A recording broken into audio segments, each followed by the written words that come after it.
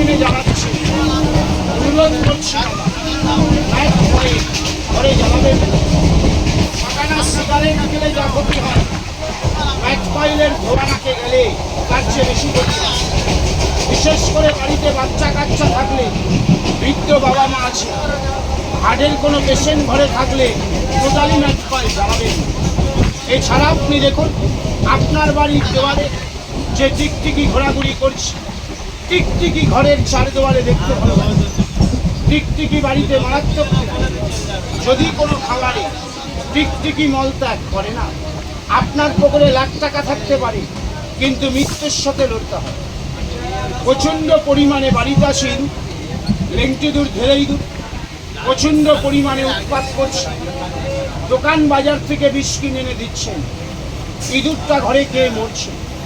2-4 দিন পরে পচে গলে দুর্গন্ধ। ইঁদুরটাকে ঘর থেকে না মেরে তাড়ানো।